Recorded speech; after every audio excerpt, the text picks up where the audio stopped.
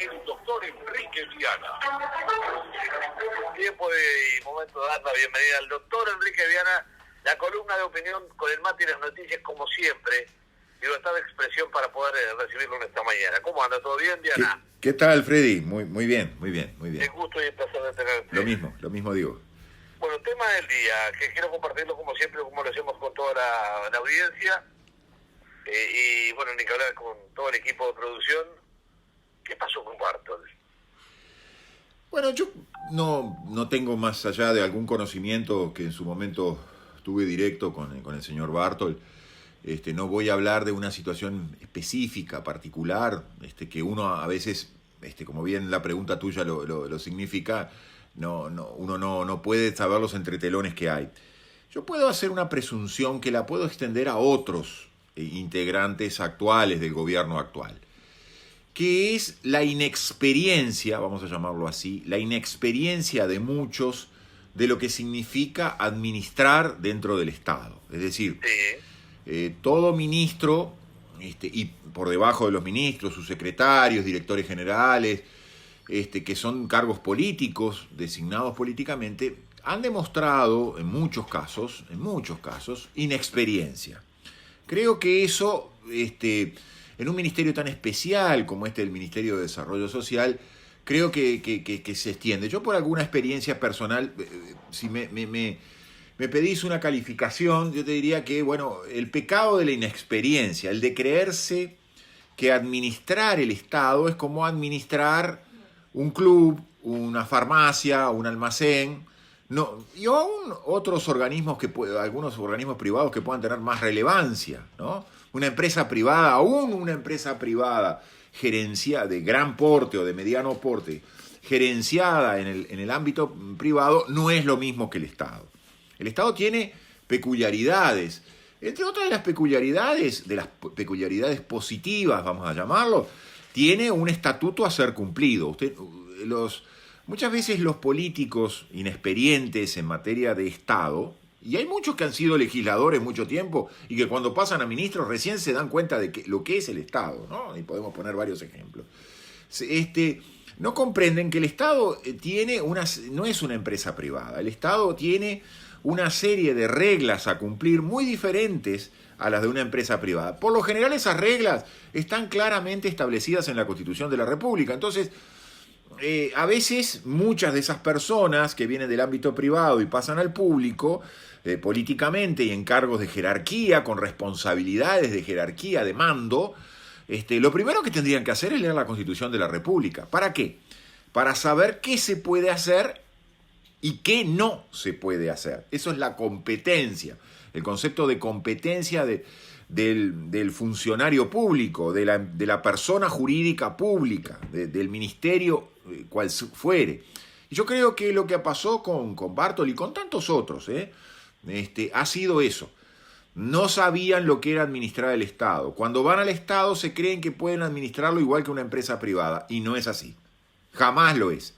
Es una tarea a aprender, una tarea difícil, una tarea a aceptar las consultas de los que saben, a rodearse de funcionarios públicos con conocimientos que le digan: no, señor ministro, esto no se puede hacer por esto y esto. Esto sí se puede hacer, pero se tiene que hacer de esta manera. Creo que ese es el mayor problema, pero mira que no es el único que tiene esos problemas. Yo lo he percibido en otros. Cuando estaba el Frente Amplio en el poder, hacía cualquier cosa. Como te digo una cosa, te digo otra. Cuando llegaron los blancos, vamos a poner el ejemplo de los blancos, pero no solo es atribuirlo a los blancos, hay una coalición de gobierno, vieron el ejemplo del frente y se creyeron que también, que gobernar es hacer cualquier cosa. No, gobernar decentemente, transparentemente, sin equivocarse, es cumpliendo las reglas previstas en la Constitución de la República. Y esto no se aprendió a tiempo, y entonces creo que Bartol, entre otros, ha sido víctima de esa inexperiencia. Pasando un poco al tema que nos interesaba hoy referir, quizás hasta ciertamente emparentado con esto planteado a la audiencia. Las diferencias entre izquierda y derecha, si alguna vez tuvieron sentido, yo no voy a faltar el respeto a mis antepasados, y a los de los oyentes, quizás sí, en alguna época pudieron tener sentido o podían tener una explicación. Hoy las diferencias entre izquierda y derecha ya no existen. Se han vuelto muy confusas. ¿Qué es ser de izquierda? ¿Qué es ser de derecha? Y eso lo presento yo frente a esta cuestión del coronavirus, en las distintas conductas que observamos de nuestros gobernantes. Y me ha llamado muchísimo la atención, no porque no me ha sorprendido, pero sí la coherencia de los planteos del actual presidente del Brasil, Jair Bolsonaro. Porque la izquierda, entre comillas, la pseudoizquierda, y no solo la pseudoizquierda, sino aquellos que creen que es lindo decir, seguir hablando de izquierda y derecha, han calificado a Bolsonaro como un presidente de derecha. Sin embargo, Bolsonaro llegó democráticamente, derrotando a la supuesta izquierda, a Lula, con un Lula preso, sí, y bien preso, por corrupto. Pero lo cierto es que Jair Bolsonaro es el presidente de Brasil. Y ha demostrado, perdónenme la expresión, cojones, ha demostrado valentía. Ha demostrado la valentía que uno le tiene que exigir al estadista. ¿Qué quiere decir esa expresión de estadista? Bueno, alguien que llega al poder democráticamente, pero que adopta decisiones en nombre del pueblo, o creído que actúa en nombre del pueblo, para ser más técnicamente preciso, pero que le dice al pueblo, no, por ese camino no, por el camino que la tribuna grita que hay que ir, no, vamos a ir por este otro camino.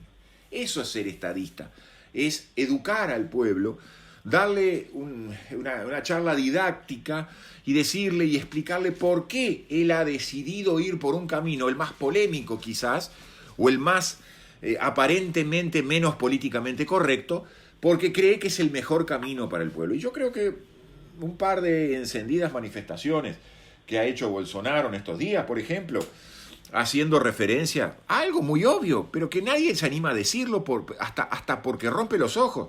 Él aparentemente sugirió, según las noticias, que el coronavirus es una invención del país asiático en el marco de una guerra química, refiriéndose a China. Todos sabemos que el virus viene de China y que China es una dictadura.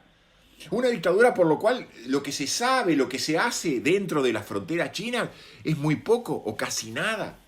Es una dictadura más plagada de corrupción, de esa famoso un país, dos sistemas, que supone un fraude, porque por 2 platos de arroz tiene mano de obra barata y así sale a competir como una sociedad anónima gigantesca y destruye las economías de otros países con un dumping increíble. Entonces, eso dijo por un lado, pero por otro lado, en un muy buen discurso, habló de queremos vivir, dijo. Queremos nuestras libertades, queremos vivir. Invocó el artículo 5 de la Constitución de Brasil y dijo, bueno, yo voy a sacar un decreto, a ver quién se anima a oponerse a ese decreto defendiendo el artículo 5 de la Constitución del Brasil, porque queremos libertad, tenemos el derecho a vivir. Y se lo voy a oponer al Parlamento, y se lo voy a oponer a los gobernadores de los distintos estados. Brasil es un estado, un continente, podríamos decir, un imperio, diríamos, en el pasado, pero es un estado federal, entonces los gobernadores tienen una influencia muy importante en cada uno de los estados de Brasil, lo sabemos. ¿Qué dice el famoso artículo 5 de la Constitución de Brasil, invocado por un presidente de pseudo derecha? Bueno, el artículo 5 habla de los derechos y deberes individuales y colectivos, lo tengo aquí delante mío, es un artículo muy extenso de la Constitución de Brasil, una constitución que siempre fue calificada de izquierda, cuya reforma fue promovida por Lula y por toda la izquierda de Brasil, allá en el primer gobierno de Lula. Y ese artículo 5 establece todos los derechos que nosotros también en nuestra Constitución tenemos establecidos en varios artículos de la Constitución. El primero de los derechos invocados es la igualdad ante la ley. Dice el artículo 5 en el acápite, todos son iguales ante la ley, sin distinción de cualquier naturaleza, garantizándose a los brasileños y a los extranjeros residentes en el país la inviolabilidad del derecho a la vida, a la libertad, a la igualdad, a la seguridad, Y entonces empieza a enumerar, es un artículo que tiene por lo menos 5 o 6 páginas, los distintos derechos, ¿no? El derecho a las convicciones filosóficas y políticas, los derechos a la inviolabilidad de la intimidad, el libre ejercicio del trabajo, el derecho de reunión, el derecho de asociación, y así sigue enumerando una cantidad de derechos aditivos a los derechos principales, como son los derechos a la libertad, a la vida, y demás. Ahora, un presidente tildado de derecha, falsamente de derecha, hace una invocación de una constitución tildada falsamente también de izquierda. Y lo hace en ocasión de decirle a la gente, no podemos paralizar el país, no podemos parar la vida, no podemos detener la vida. Y ese es el argumento central que yo vengo invocando desde hace mucho tiempo. El otro día mencionaba lo del círculo virtuoso que supone libertad, trabajo, pan.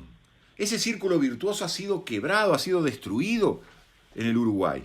Y uno observa una parálisis, una detención absoluta, casi absoluta de actividades, con una actividad pública escasísima, una actividad privada también a consecuencia de la detención de la actividad pública detenida, y uno dice, ¿y el derecho a vivir?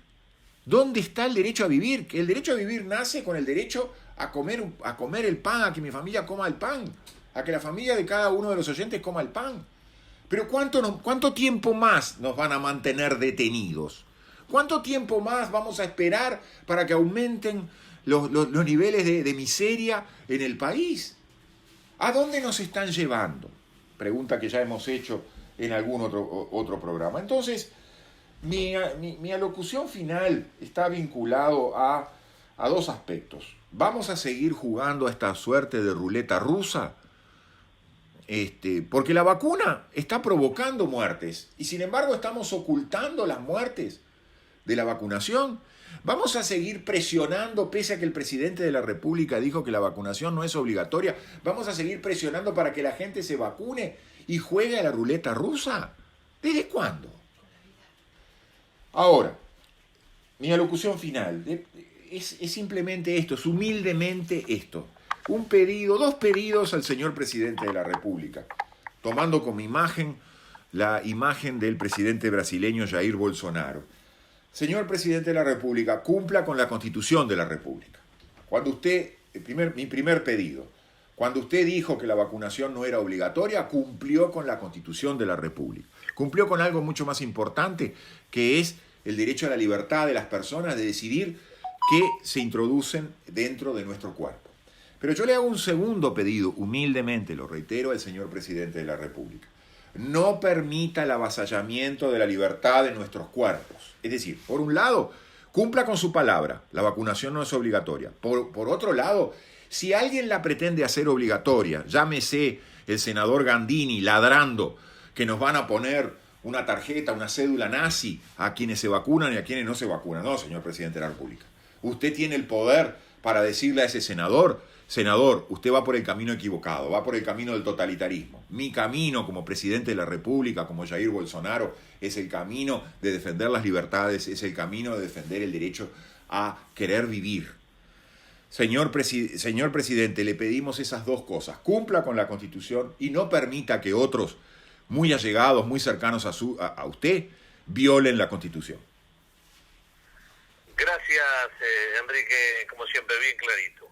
A las órdenes, Freddy, estamos en contacto. Nos reencontramos el sábado a Correcto. las 8 de la mañana. Bien. Buena semana. Buena semana.